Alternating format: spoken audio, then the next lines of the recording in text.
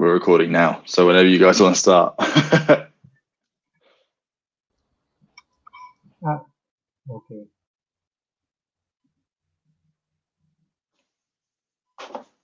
Tá gravando, né? Já passou os 10 segundos. Já. Eu acho que se quiser começar aí. Então, e aí, pessoal, tudo bem? Para mim é um grande prazer estar nessa live aqui, nesse debate.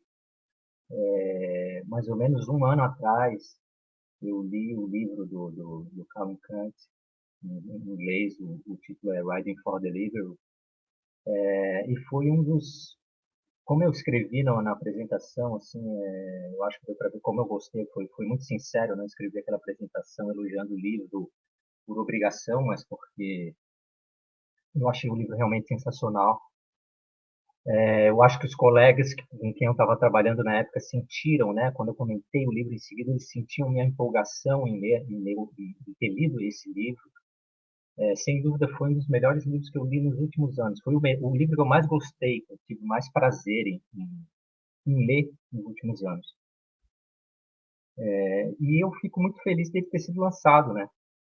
Enfim, eu entrei em contato com a Veneta na época. Eu achei que o livro tinha muito a cara da coleção Baderna, indiquei, e em um ano ele foi lançado. E mais legal ainda está nesse debate com o Rafael, né? Que eu tenho praticamente certeza, né? Que eu conheci o livro através do DigiLabour, né? Da newsletter, que é uma referência, né? Para quem tem interesse, estuda, tem interesse nesse assunto de trabalho em plataformas digitais, em produção, enfim, processo de valorização econômica através de bases de dados, enfim, todos esses temas emergentes ligados a uma nova economia. A DigiLabour é uma referência, né? E então, para mim é muito muito legal estar aqui hoje, assim, com o autor do livro e ao mesmo tempo com o Rafael, que é um divulgador, assim, que foi através dele que eu tive conhecimento, né, desse livro do Callum. E para contextualizar um pouco, né, o livro tem muito a ver com a realidade do Brasil também, né, que essas empresas operam de forma muito parecida na Inglaterra, ou no Brasil, ou em outros países.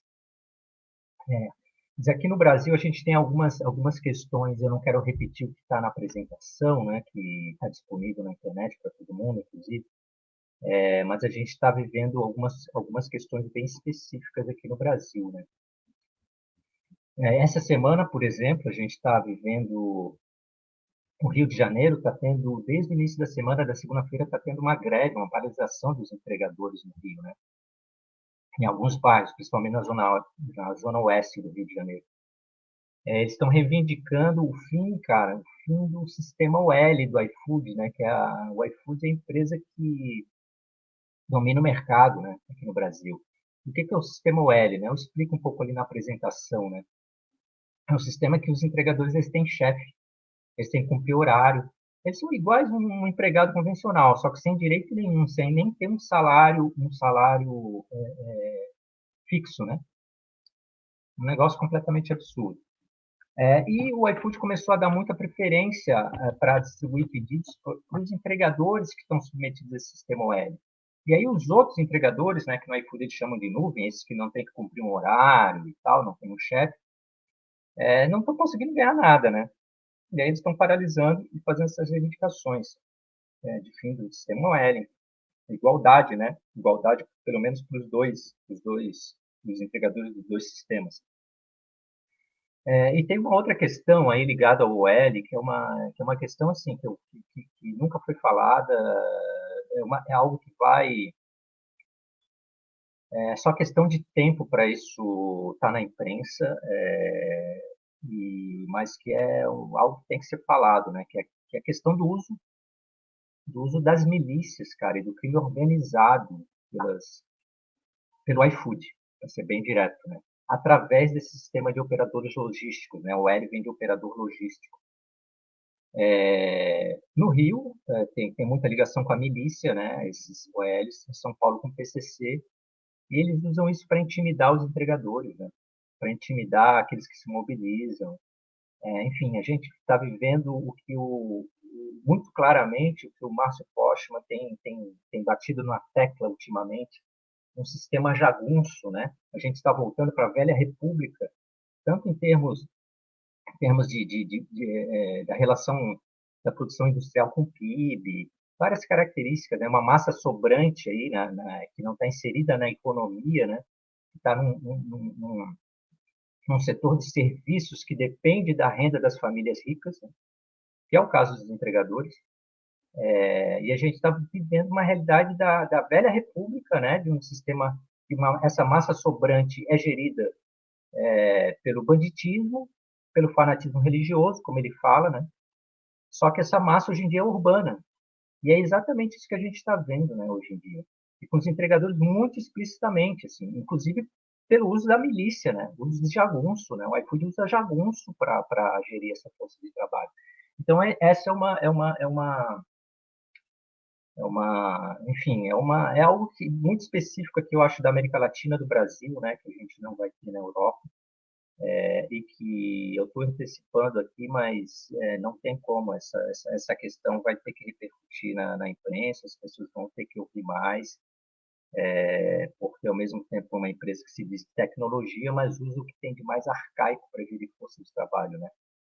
É jagunço mesmo, né? Jagunço urbano. Enfim, para não me estender muito, aí eu vou passar a bola para o Rafael e a gente depois faz uma conversa com o Carlos. Oi, gente, muito obrigado pelo convite, editora Veneta. É um prazer estar aqui com o Leo Vinícius, um dos mais criativos pesquisadores brasileiros sobre o tema do trabalho, e com o Callum Cant, ficou muito feliz com a tradução do livro dele para o português. Também, para mim, uma das pessoas que tem com mais vigor pesquisado a questão do trabalho por plataformas. E meus 2 centavos aqui é mais para falar que, da minha visão, o livro do Callum Cant traz uma contribuição, obviamente, empírica para a questão do trabalho de entregadores na Inglaterra, especialmente em Brighton, mas que ajuda a gente a entender uma série de outras questões no Brasil, mas faz parte de um contexto de um repensar do marxismo, e com um grande vigor marxista, a partir do que se denomina como o operaísmo digital, ou a partir de bases operaístas para pensar as plataformas digitais. E acho de especial um olhar metodológico muito potente a questão da enquete operária, ou da investigação com os trabalhadores, ou workers inquiry, que é um método também levado pelo Notes from Below, que é o coletivo que ele e o Jamie Woodcock fazem parte, e que envolve uma investigação e ação com os trabalhadores, significando uma visão não objetificante dos trabalhadores, e que não reduz os trabalhadores a meros objetos de pesquisa. Isso eu acho que é muito fabuloso, e nem dizer as lutas vêm de hoje ou são novas, mas mostrar como os trabalhadores não são inorganizáveis, e de como a organização dos trabalhadores acontece e tem uma história. O livro mostra isso também de uma maneira muito, muito bonita. Para quem gosta desse assunto, o próprio Jamie Woodcock, que co-orientou também a tese do Callum, publicou em português também o livro Marx no Fliperama. Tem alguns elementos que dá, apesar de objetos diferentes, para pensar articulações. E recomendo as pessoas a lerem o livro também desse aspecto de uma composição de classes que envolve as questões técnica, social e política, como um modo para olhar a luta de classes nesse trabalho por plataformas. Uma outra coisa que eu destaco sempre que eu falo do livro do Callum é que talvez seja um dos livros que já fala sobre os entregadores brasileiros na Inglaterra. E ele cita 7 vezes os brasileiros no livro, desde as os brasileiros têm as melhores táticas de greve, até, olha, tem entregadores brasileiros que são apoiadores do Jair Bolsonaro. E isso, inclusive, me levou, junto com o Jamie, a escrever recentemente um texto sobre entregadores brasileiros na Inglaterra, com outro colega nosso, o Matheus Mendonça. Então, é um livro que inspira, na teoria e na prática, questões que envolvem a luta de classes no momento contemporâneo, trazendo uma renovação, ao mesmo tempo um vigor marxista que é impressionante. E com isso, eu acho que a gente passa a palavra para o Callum, e não sei se o Léo quer já emendar alguma pergunta. Não sei, eu acho que tocou em pontos assim, realmente importantes, fez uma boa síntese assim, de alguns assuntos do livro. Não sei se a gente passa para o Callum para ver se ele tem alguma fala inicial, ou não sei se já colocar uma pergunta seria Sim. já atravessando. So, Callum, we made an introduction to the book and some context in Brazil about the couriers and the struggles, and so we pass the word to you. Cool. Well, I mean, first I have to say thank you so much for I mean, both inviting me to talk to you guys today, but also to the people at Veneta and everyone who's put work into translating the book. It's a great privilege, and you know, I really have aspirations that hopefully we can talk backwards and forwards across transnational contexts here in ways that are kind of revealing for both of us. I think particularly with platform capitalism, with the way that companies like Deliveroo, Uber Eats, etc. I mean, Rappi, whatever the platform may be, it's not particularly important. But their aspiration is certainly to move across borders in this kind of like seamless, extremely rapid expansion. And they often, in the process, take relatively similar labor conditions. And rather than having these like distinctions along the lines of borders, whereby, you know, the labor conditions in Germany are not the same as the labor conditions in England, are not the same as the labor conditions in France, are not the same as labor conditions in Brazil. Actually, this development seems to me to have, their model in and of itself knocks down some of those borders. And so it makes our experiences much more directly comparable. So I think, you know, the work of translation is incredibly important, particularly to help out the monolingual Anglo speakers amongst us. So yeah, no, it's a great privilege to be here and a great privilege to speak to you guys, and I hope we can have a productive discussion.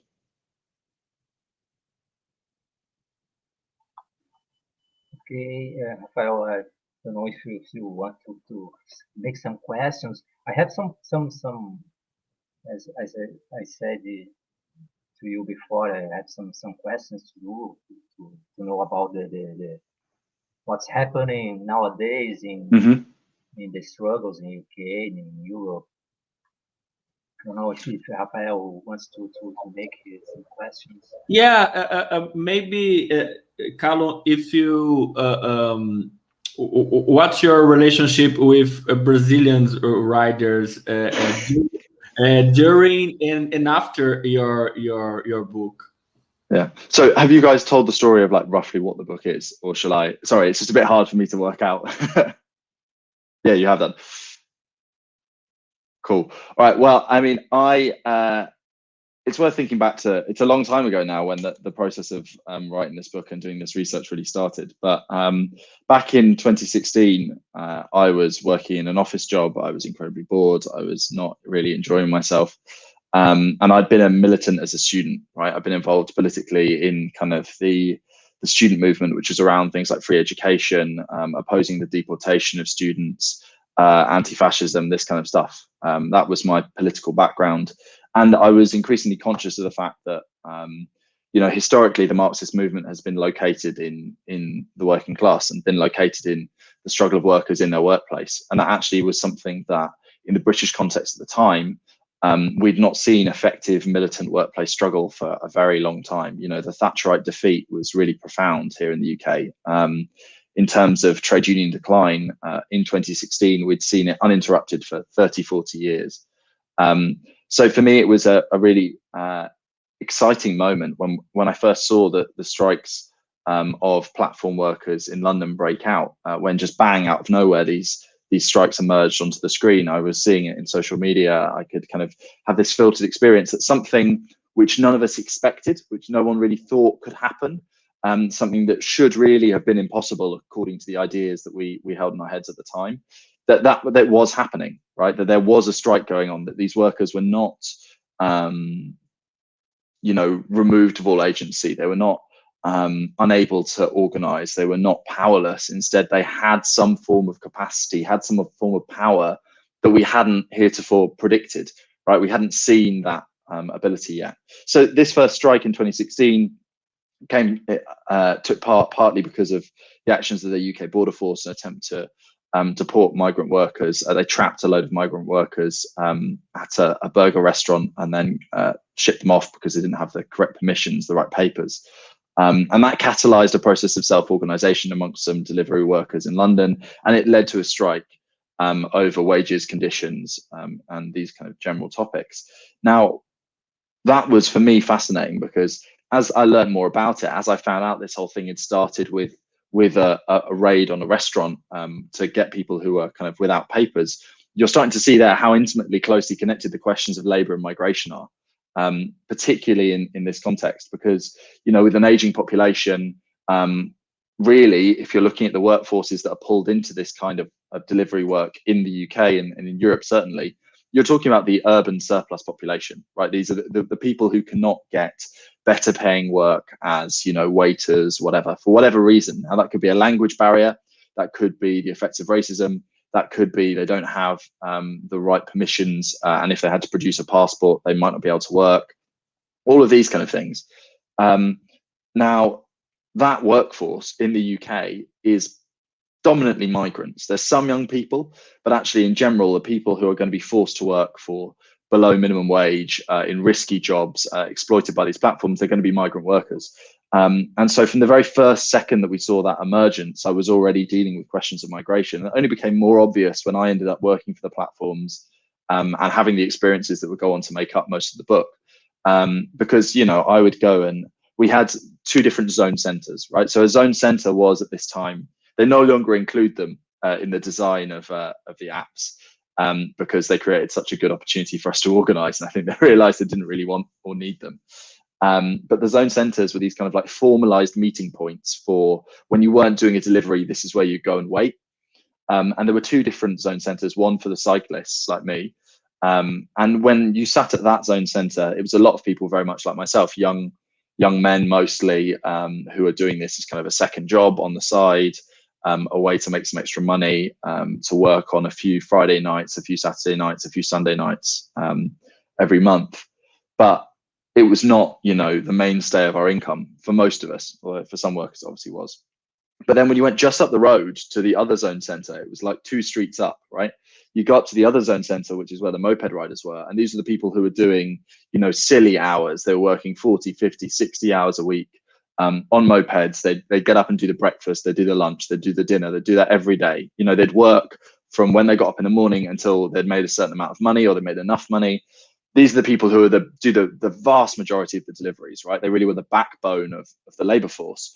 And I went up to that zone center and started trying to talk to people and immediately realized my language skills are not necessarily good enough here, right? Like this is a workforce. I remember the first time I went up, there was an Egyptian guy who I started talking to him and we talked about politics a bit, and he started talking about Tahrir Square and the Arab Spring, right? That was his political frame of reference. And so we chatted for a bit. And then there was a Polish guy and, we started trying to talk about politics and he really didn't like, I started using, some of the language of, left populism in the UK at the time, this kind of like orthodox socialist-y sounding language, and he hated that. And then you'd have some Brazilian workers, and it was a constant melting pot where this labor force was produced through just everyone who was ending up in this urban surplus population being spun together. And a really strong part of that were Brazilian workers. For whatever reason, the population in London and Brighton of Brazilians is really high. The population of Brazilians working this work is really high. And that brought with it its own, complexities, particularly around language. I mean, unfortunately, I don't speak Portuguese. There was a real interface there.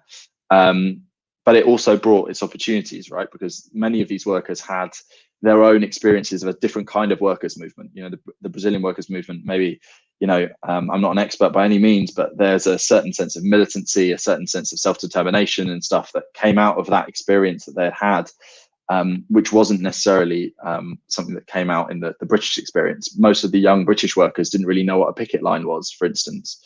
So I remember the first strike we had, there was a group of Brazilian workers who were like, oh, we're on strike. Okay, fine. First thing we do is we go shut down all the other workplaces, right? We turn up and we force them to shut.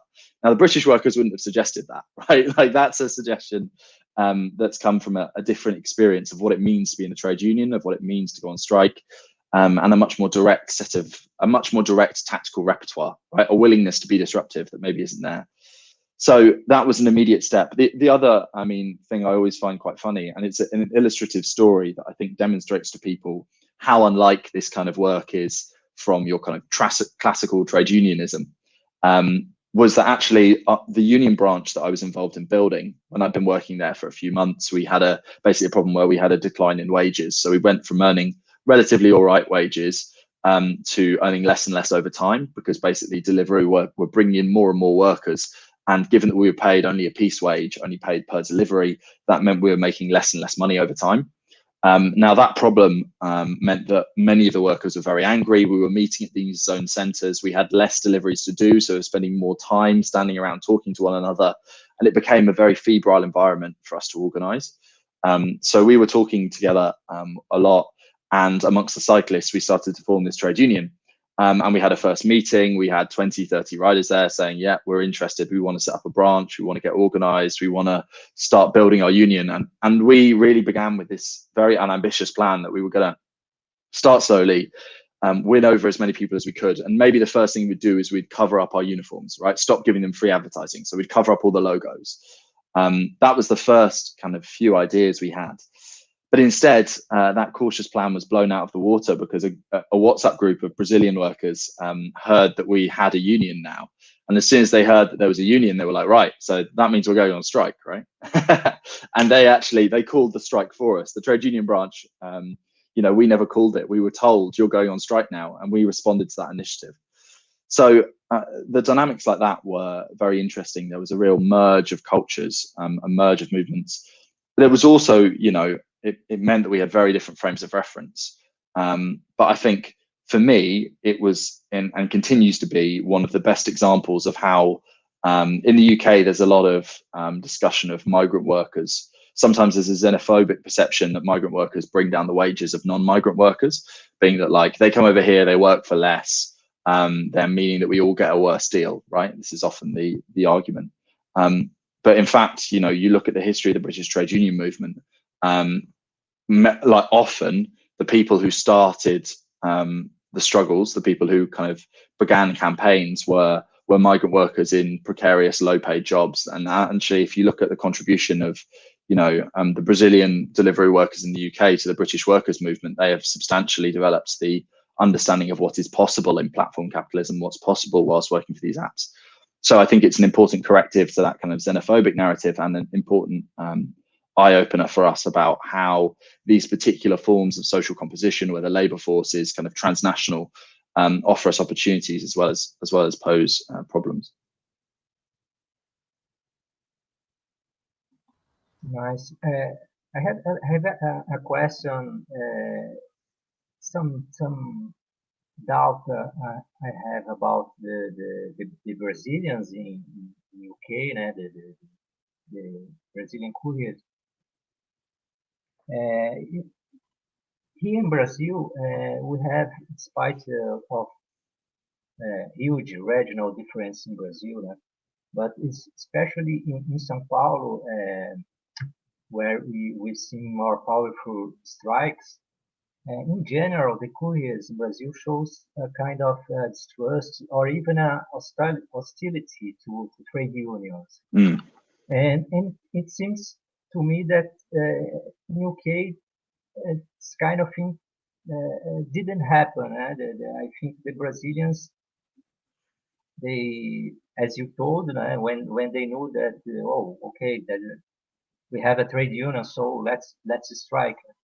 in Brazil, they have a really a kind of aversion to trade unionism, and I don't think this is a bad thing at all, because here in Brazil we have a history of a trade unionism that keeps the same form of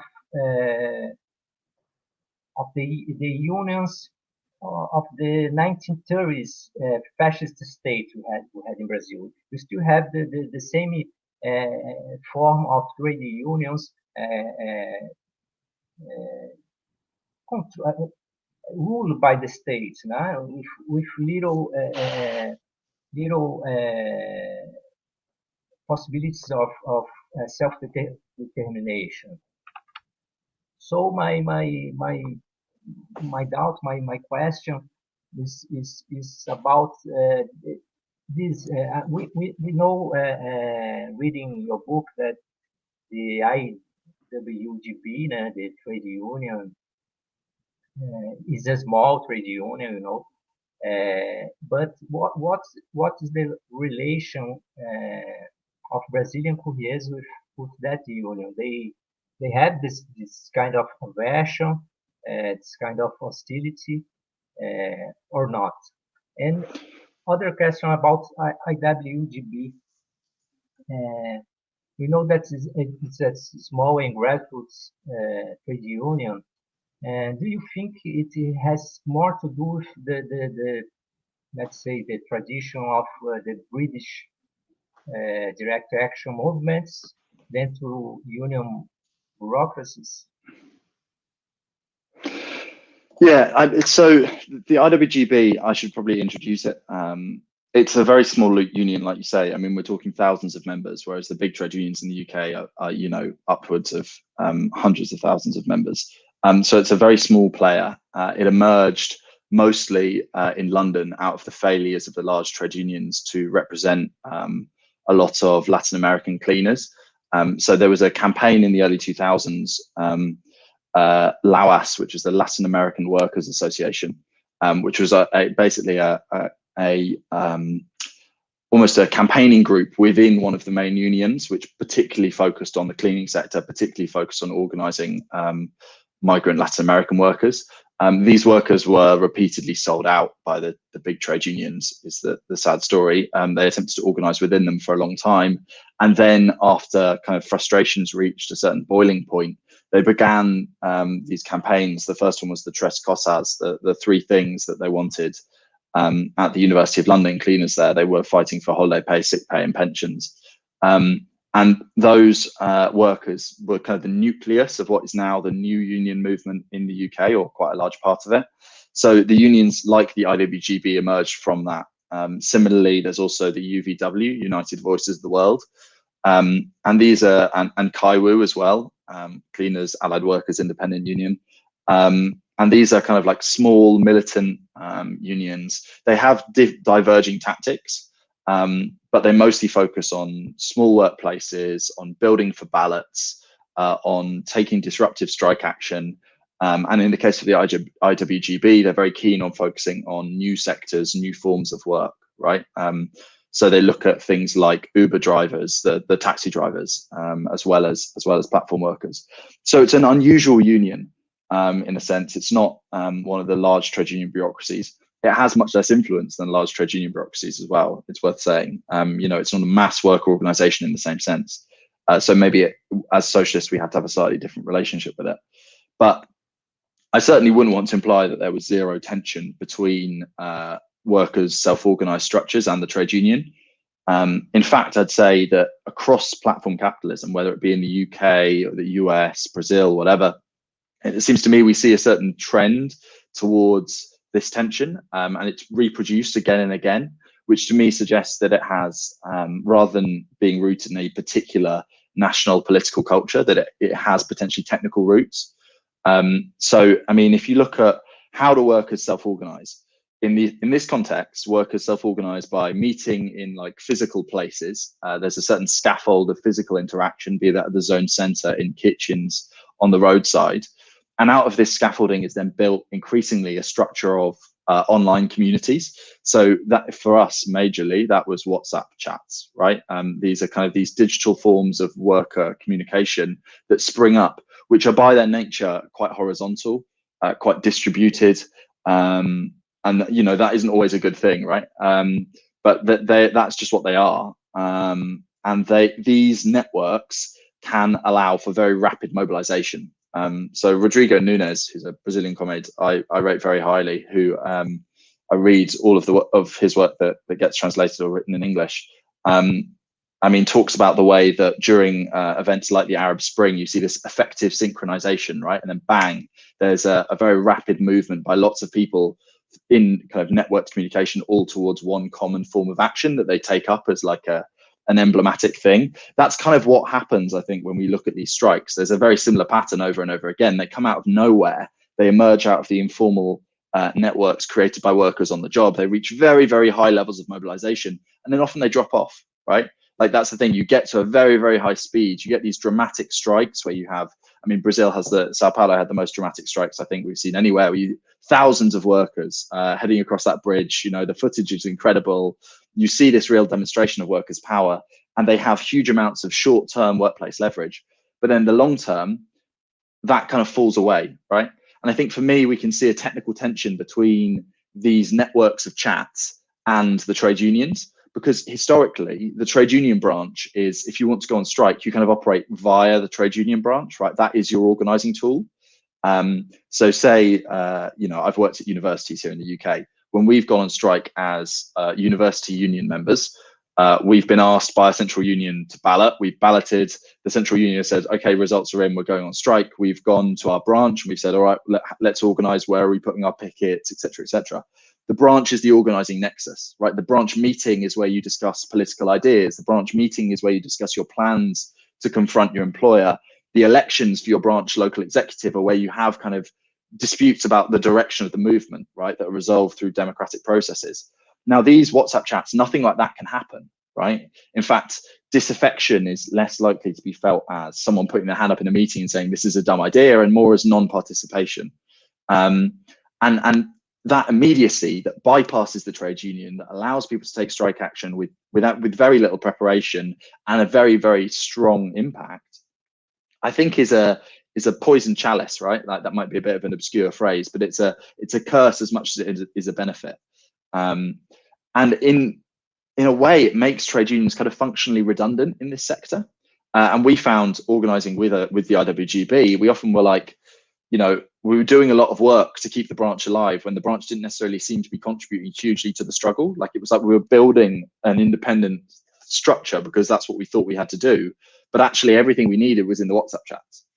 So in that tension there, I think a lot of trade unions have found interacting with platform workers very difficult. And likewise, platform workers haven't necessarily seen what they can get from trade unions, because as much as I'm someone who doesn't want to indulge in, like, I think there's this tendency to just say, this is new work, we have to have new forms of unions, right? It's very tempting.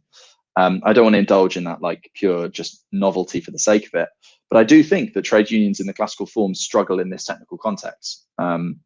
So what have trade unions done? Well, often they've gone down the legislative route, particularly in Europe, right? The IWGB have also done this, right? They've gone, okay, how can we have something to contribute to this struggle? Well, we actually have the institutional permanency and the fundraising capacity and the reputation and the links with lawyers that we can run legal cases on behalf of the workforce, and we can kind of represent them and, fight for what's best for them. But then you end up with this very weird situation where actually like the self-organized workers' struggle has become detached from what the trade union is doing, and the trade union is then in the courts following these bourgeois mechanisms of law, attempting to gain a better deal and having some kind of like arm's length relationship with the actual workplace power from which all of their leverage derives. So I think it's a very confusing context. It's a difficult one. And I don't think as of yet we've seen the perfect example. There's some interesting examples with Uber driver organizations in the US. I think when you look at, what's been happening in LA, Drive Share Riders United, etc., there are some interesting experimentations, as the American union movement often does, kind of conduct these interesting experimentations, because that's where, the form of capitalism is in many ways at its most advanced. But no, you're certainly right to identify that. I think there's technical routes. And I wouldn't want to suggest that there was no tension like that in our case. Great. I will do a comment and then a question. It's very interesting thinking about the role of social media in organizing workers. And on one hand, it's essential in a pandemic to use, in Brazil, WhatsApp is best used for organize.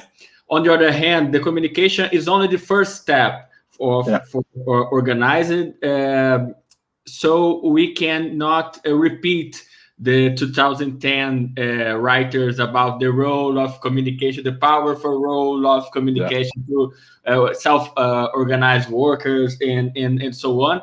In Brazil, we had last year great big strikes here. And we just published an article in Journal of Labor and Society, and me and other colleagues, about how, on one hand, Paulo Gallo, the leader of anti-fascist Courrier here, had a great prominence in media and social media too, and the strikes. Gallo was in anti-fascist Courriers, wasn't of the main subjects on Twitter and legacy media too, but in WhatsApp groups, Gallo is not a thing. It's fewer present in WhatsApp group in the basis. Have the communication among workers have many contradictions too. It's very interesting thinking about it. And more theoretical question to Callum. In Brazil, the best recognized way author to think about operaism is Antônio Negri. Many people in Brazil, when you talk about operaism or autonomism, the people think about Antônio Negri. And your perspective, in Jamie and so on, and Nick Dyer with the FAR too, it's slightly or very different to Antônio Negri's perspective. And my question is that what is the difference between your understanding of operaism or autonomism and then Antônio Negri and their actualizations around digital operaism and so on? Yeah, it's an interesting question. There's a lot to go through. I mean, Antônio Negri's written so much that he thinks 15 things at any one time. I mean, so how should I phrase this? I think, in short, the kind of neo-Anglophone operaismo is much more weighted towards the early work of that tradition than it is the later work. So for people who know or who don't know the ins and outs of this, operaismo is kind of an Italian theoretical tradition that at its start is a kind of a strange coalition of people interested in the growing disjuncture between the parties of the working class, be that, the Communist Party primarily, but there's also some people from the Italian Socialist Party there, and the struggle on the shop floor. And they're kind of sociologically interested in the fact that the conditions of struggle at the factory level and the politics of parties at the political level seem to be growing further and further apart, right? And so you have people like Panzieri, Alquati, Tronti, etc., who are key figures at that point in time. And then what happens over the course of about a decade is operaismo is this short-lived thing. It kind of breaks up into multiple contradictory tendencies, which will disagree with one another. And gradually you have the emergence of increasingly what we might phrase as like autonomous Marxism, right? And autonomous Marxism becomes dominant from the late 60s. You have the hot autumn in 68, and kind of from that point onwards, autonomism becomes the dominant trend. Now, autonomism is kind of the Negriite thing, right? That you're talking about these small groups of kind of hyper-Leninists who are trying to create a revolutionary confrontation with the state, and increasingly when that fails and they're forced into exile, they start to go through these processes of new theoretical development, which bring up things like, for instance, empire, right? The classical Negri text. That's the trajectory they go on. I think for us, we're far more interested in that early stuff. And, you know, if you ask me, who do I think the operators who influenced my thought most? I mean, it's Tronti. It's like 100% Tronti. And I'm interested in that kind of early sociological examination of conditions in the workplace, where inquiry was really the major thing, right? These were Marxist thinkers who were willing to test their ideas at the level of the workplace, and wanted to have that relationship with the conditions of struggle on the ground, and to take their ideas, take them to factories, discuss them with workers, see what the trends in production are, and kind of interpret them on that basis. So I think me, Jamie, etc., look at Alquati, Tronti, and try and root our analysis there. And I think for me, the really important thing about that is when you look at kind of the Negriite arguments about the multitude later on, how does that relate to the workplace, right? Like, how is he grounding that? What's his empirical focus for that? Like, it's all very exciting thinking, right? Like this kind of Spinozist, exciting, circulating. He's a fantastic writer and thinker, clearly. But for me, we're always trying to be a bit more grounded, and I think we're helped in kind of the English tradition in doing this, because you know, English thinkers just tend to be a bit more empirical. But also there's a wonderful tradition of workplace Marxism in the UK that has kind of largely been unexplored, but people like Hilary Wainwright and others who are writing in the 70s, Hugh Bainan, who wrote Working for Ford, which is the book that my title in English kind of riffs off. These people were doing that similar kind of really investigative work.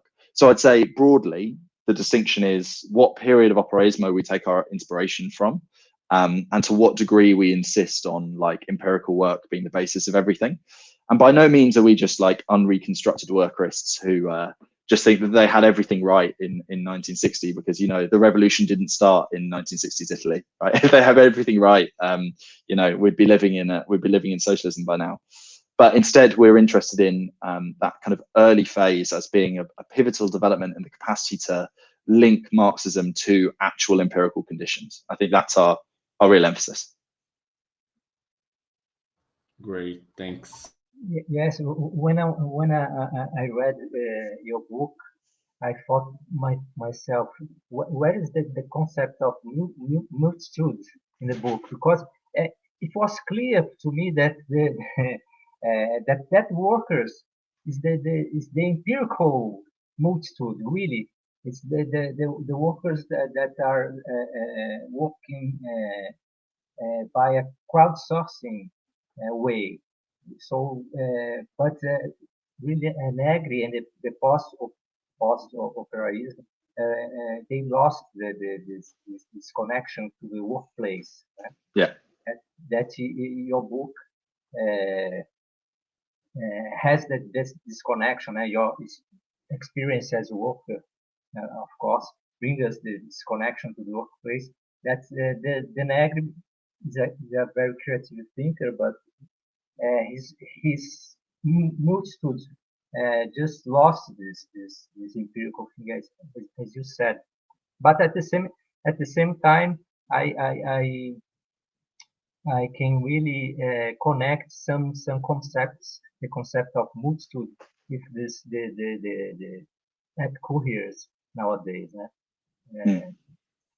I have another question.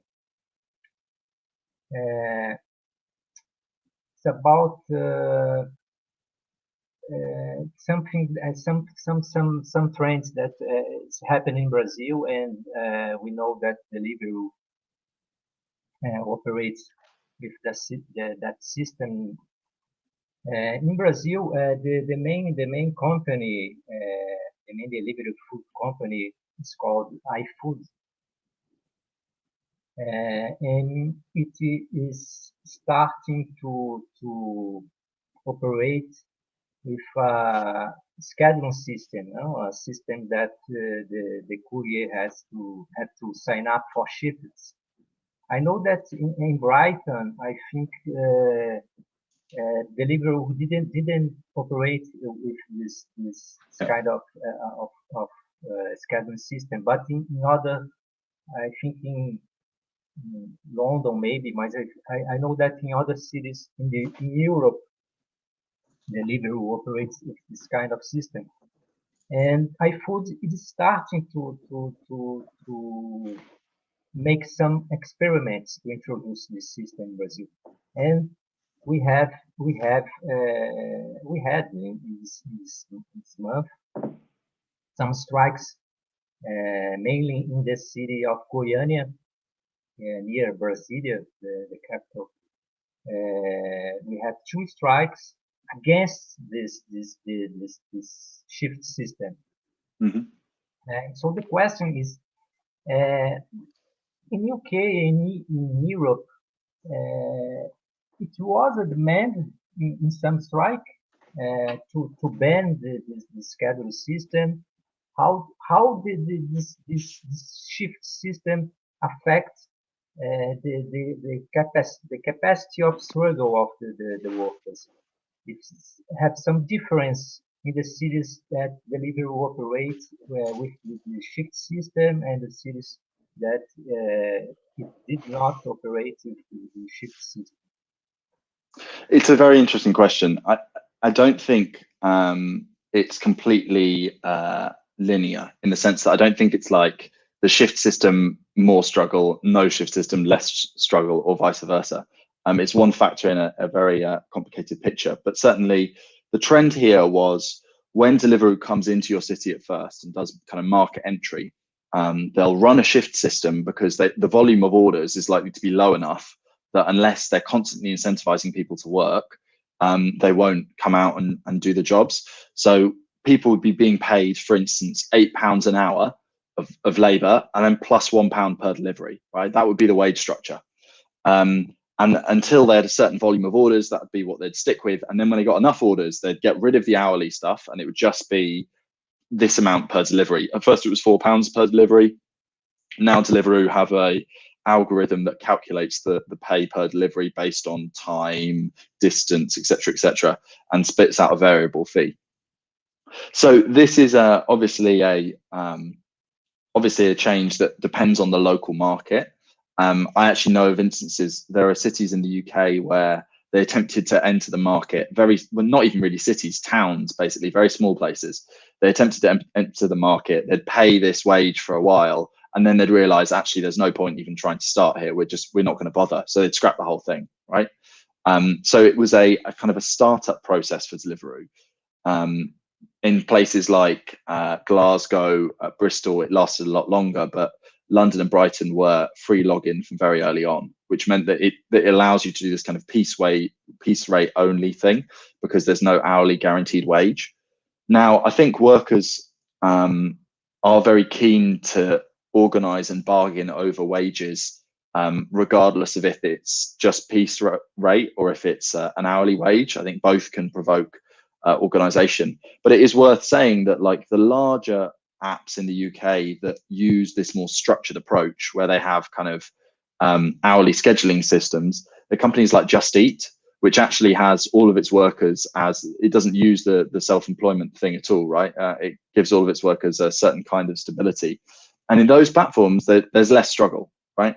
So the platform model and the insecurity engendered by the platform model, and largely I think free login is a part of that, is both a concession to workers in a strange way. It does allow a certain liberty from work, a certain right to, I want to work all the hours Saturday, Sunday, and none of the hours the rest of the week. You know, it does give you a certain approach like that. And it also enables things like everyone going on strike at once to refuse to, you know, do any deliveries, and that just destroys the platform. Whereas in a scheduled system, that's harder to do.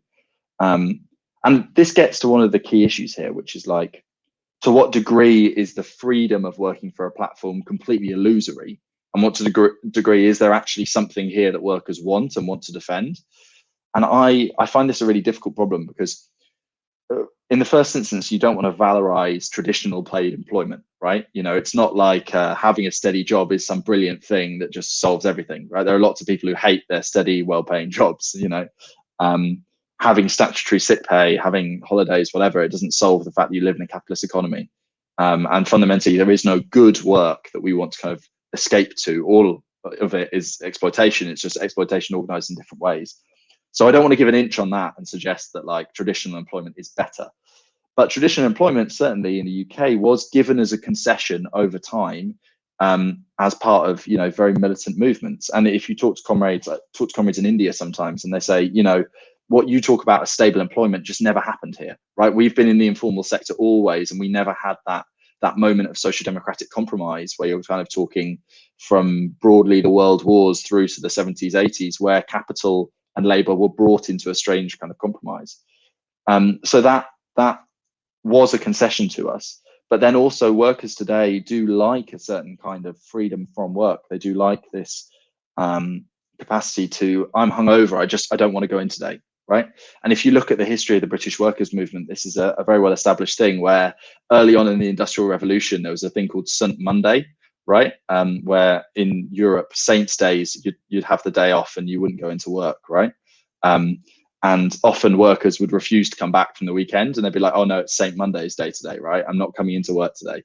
And this refusal to submit to the standard rigor of a work week was part of a liberatory desire to control your own time. And that is in part fulfilled here, right? If it is a free login zone and I can just get drunk and not go into work tomorrow morning, that's a kind of freedom that workers also want. So here we have a very complicated thing where capital is almost conceding something with that organization of labor. And for some people, that organization of labor was a real benefit. And they viewed it as a far superior settlement to kind of traditional employment. But for others, it was a source of insecurity. And that's, I think, a really interesting dynamic that we have to get to terms with. I mean, we were talking about post-operaismo earlier. My favorite, I have a soft spot for Paulo Verno, who you might know, who writes about the communism of capital, right? Like all the demands of the 70s, all the demands of the 60s, this kind of this radical demand for transformation, liberation, autonomy, flexibility, freedom from work, etc., etc. All those demands now are sold back to us as kind of, you know, neoliberalized fulfillments. I think this is a great example of what Verno's talking about there. You know, we're sold back flexibility, freedom, escape from work in the form of subjection to a platform. Yeah. Paulo Verno is my favorite post-operaist. Good. Unfortunately, people knows better the Antonio Negri, but Paulo Verno is and he was correct in his debate with Antonio Negri. Antonio Negri said, "No, multitude is a positive concept. Multitude will never be a mass manipulated by fascism." And Paulo Verno disagreed.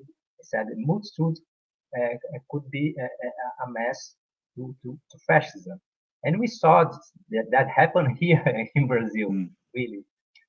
So Paulo Verno is really, I think, a more fruitful thinker but unfortunately people used to read only Antonio Negri.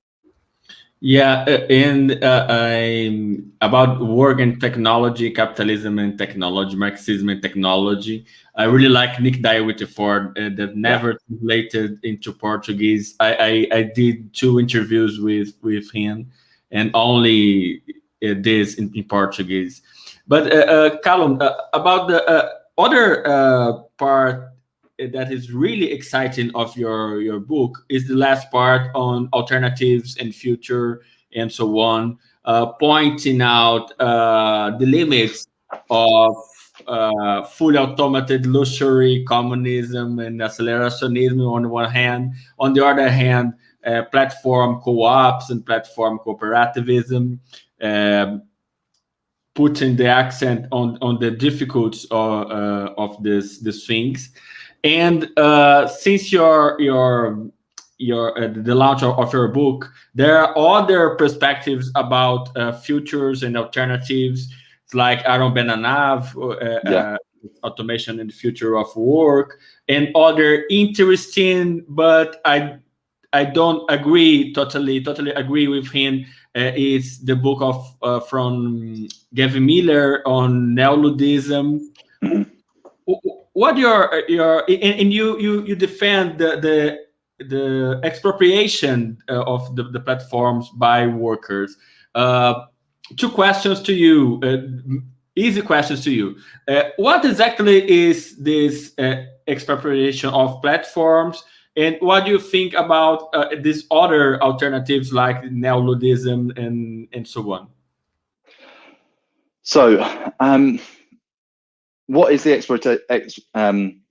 I can't say the word now. Expropriation of platforms. Well, I mean, for me, the horizon of change we should be looking at here is not platform cooperatives, because the fundamental problem with cooperatives, right, is you always have to compete with the actual platforms in an open market, right? And with the amount of venture capital, you know, you can see the amount that the Saudi royal family is pumping into the platform sector, right? SoftBank, the rest of them, vast amounts of capital being put into this sector. I mean, Deliveroo's IPO didn't go very well, but it still raised a vast amount of money.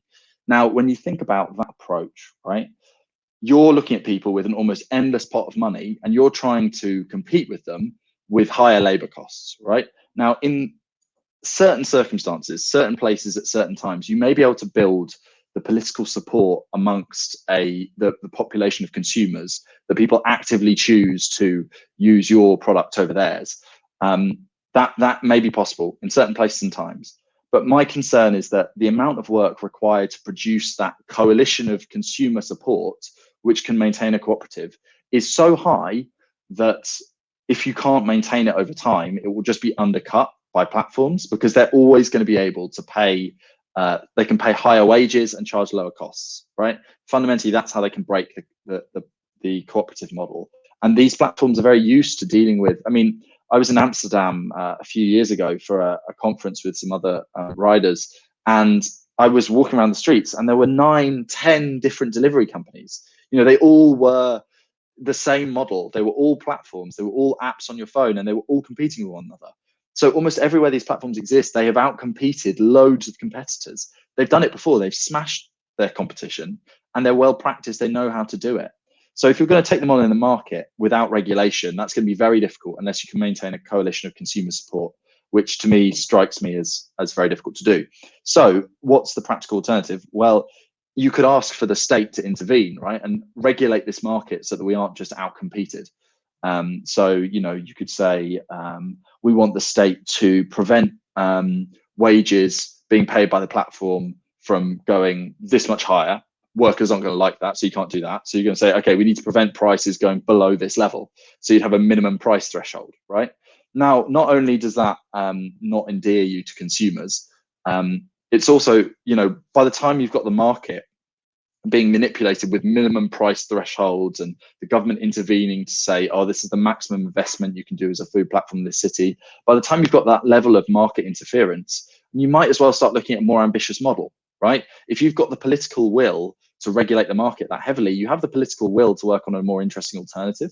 And for me, the horizon that I'm looking forward to now is a kind of a universal basic services model. There's some fantastic work by comrades at UCL, well, not comrades, just, you know, academics at UCL, talking about universal basic services from quite a social democratic perspective, about how this is, you know, offering a guaranteed social safety net by providing things like food, housing, electricity, internet, etc., is an incredibly effective kind of welfare intervention. And for me, if you look at the dominant political ideas at the moment, Paulo Giraldo's doing some excellent work on this, talking about the dominance of this new form of neo-statism, often premised on a certain form of security and control. It seems to me that, like, our horizon for what, in a world of climate crisis, in a world of pandemic, in a world of profound instability, what is a leftist vision? In the short term, we can start to talk about universal services where the people who do the work take the means of production back into their own hands, even if only in small parts, right? And start to provide this work as a useful service. Because in the UK, for instance, we've got an aging population. We're going to need more people than ever working to look after our elderly. Now, that's exactly what a Deliveroo is. It's a care service, right? It's a service for helping out people who, you know, don't have time to cook or whatever. So we can start to see there what is the socially useful kernel at the heart of this, and like how can we liberate it from the use of platform bosses. And to me, it doesn't seem that controversial to say that given the levels of exploitation that workers have faced in this sector, it wouldn't at all be, you know, beyond the imagination where we say, actually, like, what do you own? You own the app. Well, you don't own the app anymore. fine. Like we're taking it out of your hands. We're changing the way that we deal with intellectual property because of the behavior of people in the sector. That was certainly the idea I put forward in the book. I mean, obviously the political context at the time was different in the UK. I don't know if you guys are aware of kind of what's happened with the British Labour Party. It's quite painful. But at the time we had this leader, Jeremy Corbyn, who for the first time in the British Labour Party's history, it was being led from the left. And there was a very febrile environment for us as kind of left intellectuals talking to the party, thinking about what a programme for government might look like, trying to create the social coalition that could support quite a radical government, a radical reforming government that would in the first instance have been like broadly socially democratic, but would have been a profound break with the neoliberal model to that point. So I wrote this as kind of an aspiration for what the maximum programme of Corbynism could be like what was the maximum we could achieve. Now, sadly, very shortly, actually, as the book was being published in English, we were going into the general election campaign that we were going to lose really, really badly. And, you know, I worked on that campaign. We slogged our guts out, but we got destroyed by issues like Brexit. And basically, we weren't able to build that winning coalition. But now the horizon in the UK, I mean, the Labour Party has been retaken by the right. These are people with no ideas who have really no idea what to do about the crisis facing us. And so the kind of the policy ambition of the book now appears from this moment in time like a relic of 2019 that we can't really get back to. But I think fundamentally, you know, that kind of aggressive vision of an expropriated platform combined into a universal basic services, it seems to me that wherever we can build the class power to start to get close to that, you know, if you guys, hopefully you have a Lula government. I don't know what you think about it, but that might be an opportunity where, you know, you can start to press for, let's look at the social use value of this stuff. Let's view it as a care service. Let's view it as part of a renewed form of social welfare through a universal basic services. Oh, I think we want a Lula government because anything is better than Jair Bolsonaro. Yeah. And the polling looks good, eh? So I'm hopeful. Yeah. He's the guy to win Jair Bolsonaro. So I think we don't have much expectation for a new Lula government, but I think my opinions, the next Lula government, if it happens, will be much worse than the government in the last decades of the Workers' Party, because the correlation of the force, the political force, the working class is not good to get some reforms and some labor politics in the government. So, but nowadays we have a new fascism, really a new fascism in Brazil. So anything that is not fascism, it's a good place to be. I have some. I think maybe I will do a last question. We have 1 hour of talk. It's about what you see the trends in Europe, in UK, in respect to the rights of the couriers. We have seen in some countries like Spain, France, even UK, some state or government decisions that give some rights to the couriers. So what do you think? Do you think it's a trend, the couriers to get some entitlements, some rights in Europe? What do you see?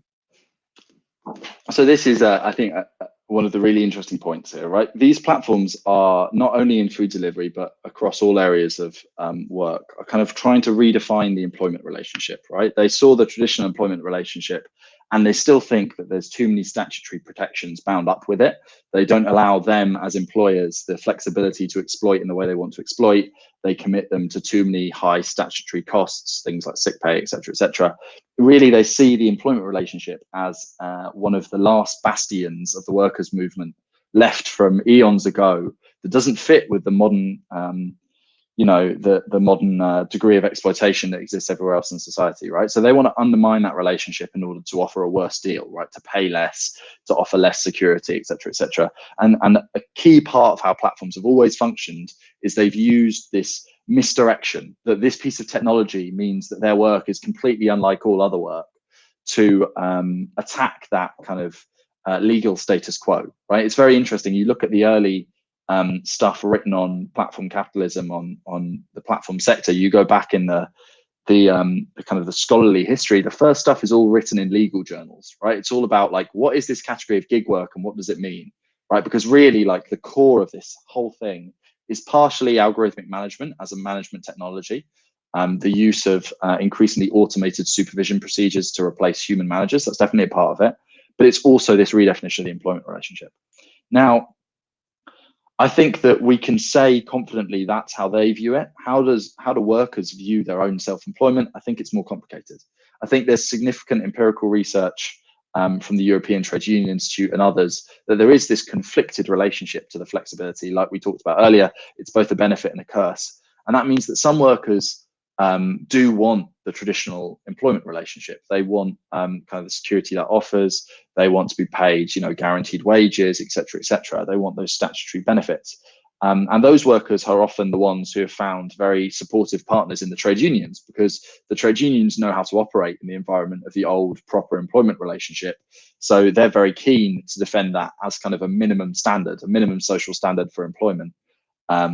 So there's an alliance there, and that's where you've ended up with things like the legal cases going on in the UK with Uber drivers fighting for worker status, where they're attempting to win back some kinds of legal protection. Now, what I find very interesting is there's a group of workers who don't want that, for a start. There's a group of workers who are just not interested, and I rather naively, when I started organizing with these workers, thought, oh, everyone's going to want to be properly employed, right? That's a goal that people want. Actually, organically, it's not a demand I've heard very much, if at all, right? It usually comes from when a trade unionist gets involved in the struggle and says, do you know what you guys really want? You want employment, right? So I don't think it's a demand that's being organically generated. It may be a strategically good demand. I'm not saying it's not, but I don't think it's one that emerges out of the struggle kind of naturally. Out of the struggle, what emerges? Shorter waiting times, higher wages, better working conditions. That's what comes out of the actual, the organic process of self-organization, not the demand for a change in the legal status. Now, that might partly be because people don't think in those political terms, because their ambitions have been smashed by neoliberalism, whatever, but that it doesn't emerge organically. So then we get to this question of like the third category, right? Between employment and self-employment, the emergence of this third category.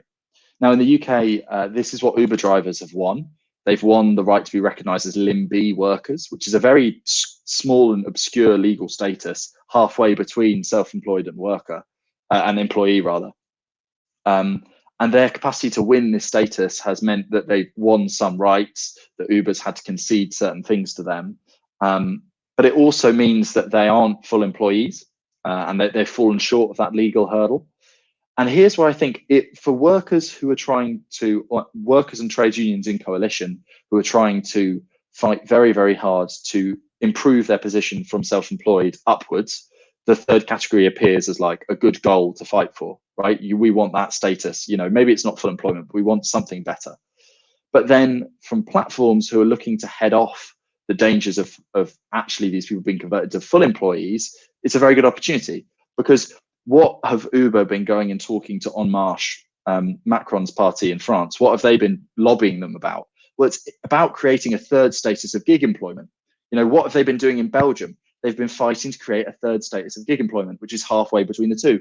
What did they do in California? The whole campaign around proposition, whatever it was, 20 something in California was all around this third status, right? So I can see here both that the trade unions want full employment or something better than self-employment, and that the companies, the platforms, are starting to become scared about a kind of a legal backlash and a kind of an increase in labor protections. So they're willing to concede their own, if they get to design it, they're quite willing to concede a third status.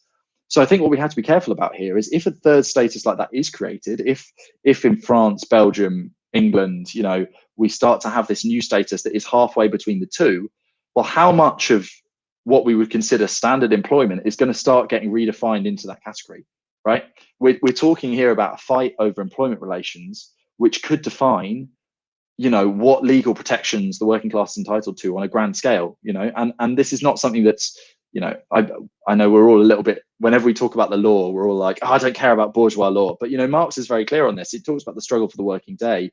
Bourgeois protections for the working class are not communism, but they're a step on the struggle, right? Like, it's part of the way there is we've got to fight for these bourgeois protections. So I think strategically, we have to be extremely attentive to the fact that we don't want the crumbs off the table. And if they create a third status that we all accept and that the whole movement goes, yes, fine, that's good, that's really, really good, we might be creating the conditions for workers in other sectors to be pushed down to that level.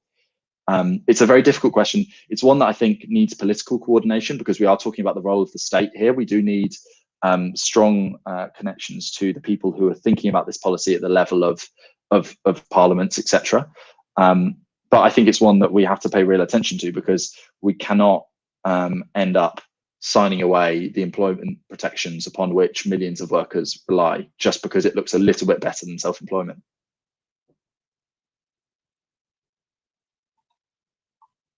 Nice. Rafael? Great. For me, it's very good, and I think and I expect that our conversation can spread the word of the book, of the Callum Cant book, across Brazil and around other countries too. It's a great pleasure to talk to you. Oh yeah, well, thank you so much for inviting me, guys. It's been a real pleasure to talk to you. Yes, to meet you. It's real nice to hear you, and to read your book was really pleasure.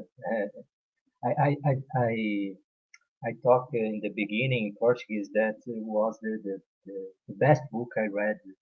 The book I most enjoyed. Oh, I'm very touched. in the last few years was the book that I most enjoyed, the kind of literature that I really like to read. The experience of work from a worker and analyzing his work. Really, I need to get a hand on a copy, Rafael. I haven't seen it in paper. I couldn't read it for the life of me, but I really want to see it. It's a beautiful edition from Veneta. I think the book has some good reviews in Brazil. Yeah, my final question to Callum, to other things. Now, on Notes from Below, and people in Brazil maybe don't know Notes from Below. If you can present Notes from Below for Brazil and say our plans around workers' inquiry in the UK and. Yeah, so I mean, Notes from Below was a project begun a few years ago by Jamie Woodcock, myself, some other comrades, basically because we understood this lack of empirical research to be a real problem, like this lack of people doing the work of connecting Marxism at the level of a political theory to the experience of the working class. And we basically perceived there to be a real need intellectually to start bringing workers' experiences to light, talking about what work was like today, highlighting what changes have and haven't happened. Because we noticed that like a lot of the discussion that was going on, certainly in the British left, was constructing these like generalities about like how the economy has changed. When you ask people, well, how has the economy changed? What is different for workers compared to 30 years ago? What does, you know, the new British economy look like? You'd often just get quite blank faces. We talked in generalities about flexibility, change, service sector, etc. But the granular detail wasn't there, right? So we registered that requirement, And really, Notes from Below is a collective project to try and fill it in the tradition of, Quaderni Rossi or whatever. Quaderni Rossi being red notebooks, which was an Italian project connected to the operaismo, operaist tendency. And basically, yeah, our goal has been progressively over time to, starting from a point of quite profound dislocation, gradually burrow our way into what are the experiences of the British working class like today. We've had really profitable streams of work doing inquiries where we try and work with workers to kind of see work from their perspective. And we've done that around platform capitalism, particularly Uber and food platforms, so taxi and food delivery work. We've done that successfully with a lot of university work. We've done it increasingly successfully with warehousing and Amazon work. And, I'd encourage people to go have a look. We've done a lot of work around housing as well.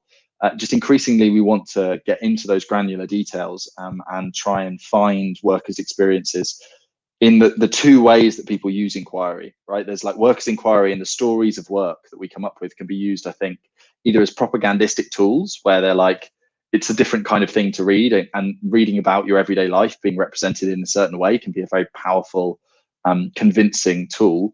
But then also there's this kind of scientific intention where we use them to actually understand what's going on in the economy and use them as almost qualitative resources for understanding what's going on. And we kind of aim to do both of those, although maybe we are slightly on the side of attempting to use them scientifically.